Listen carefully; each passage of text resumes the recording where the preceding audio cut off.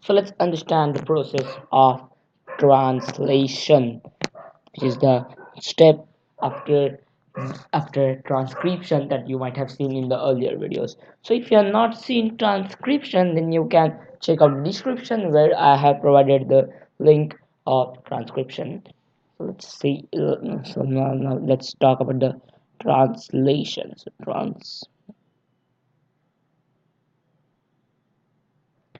So I got a translation.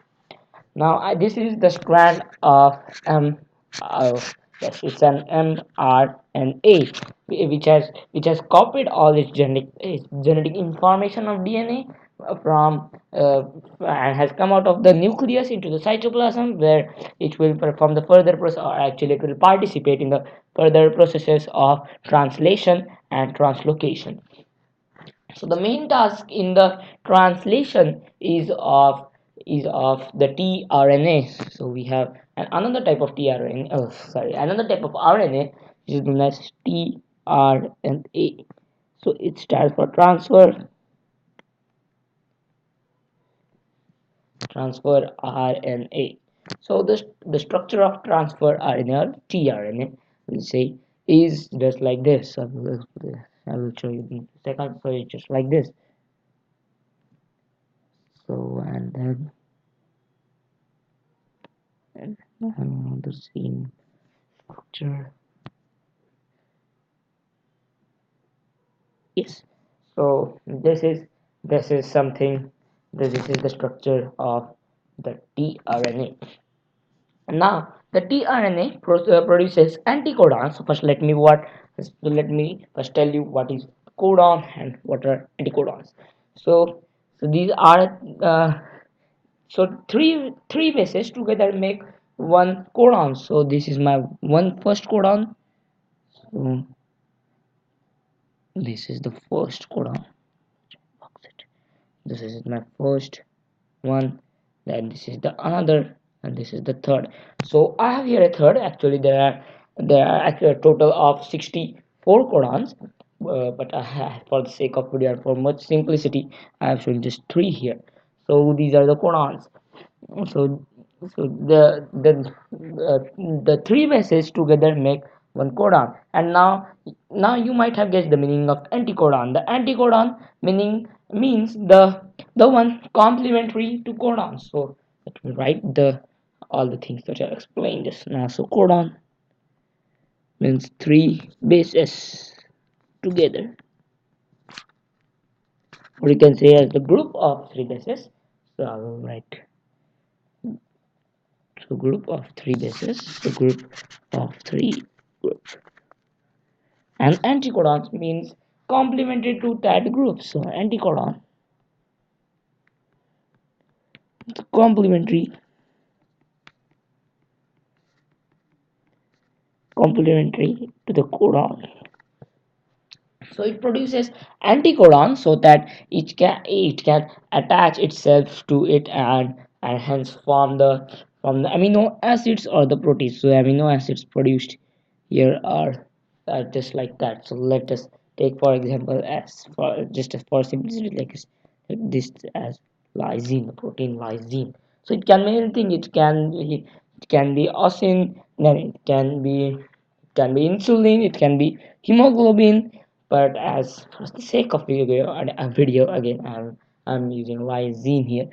So now what happens is, this is the tRNA. Now it will produce the complementary base to the to each codon. So let me copy this first. So this is my tRNA, and now it will attach itself here, as it will produce complementary base. So it will produce complementary base. So you can pause it and check out what will be the complement. So guanine, so cytosine, we will have cytosine that will pair with guanine. So I will have the cytosine. Then I will have uracil that will pair with adenine, and I will have adenine that will pair with uracil. So I will have A here, and then I will have an uracil. Oops. So here it's more visible. So it has not produced anticodon. No, so it has got the information, so which produce this protein to be or which amino acid to be produced, and hence it will produce that amino acid over here. So if this, the one in green color, the one in light green color will be the amino acid that will be produced. And similarly there are actually, and the translation process occurs simultaneously with the process of translocation.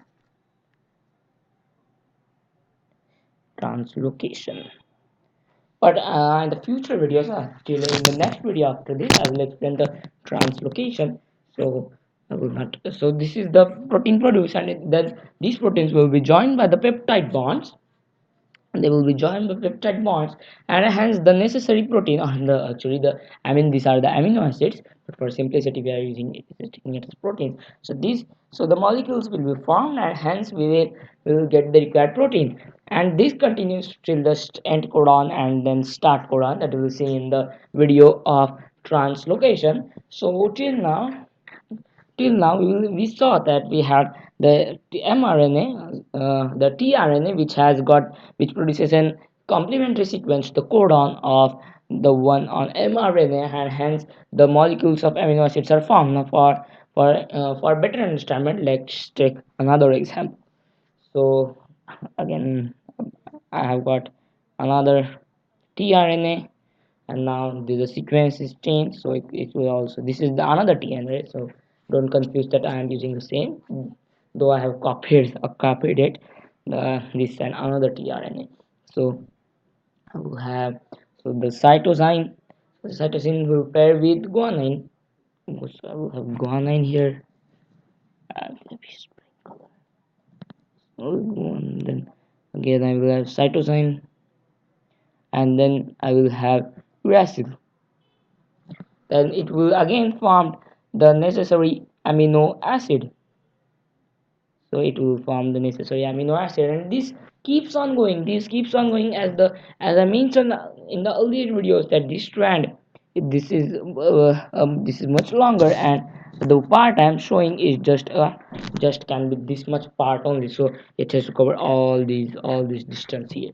So this continues till the start codon and end codon, that you will understand in the next videos.